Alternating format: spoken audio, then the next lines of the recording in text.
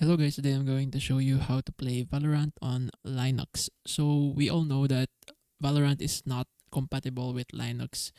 There's no download link or this is not natively supported by Riot Games. So uh, a workaround is to use a virtual machine. So I'm suggesting you use this VMware. So this is an easy to use virtual machine. It has a good user interface that you can work around with, and you have VirtualBox. So basically, they are just the same. Just experiment on what works for you best.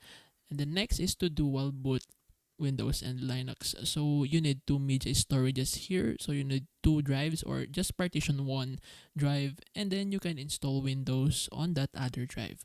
So that's basically it because Vanguard needs a kernel mode driver, which is just present on Windows.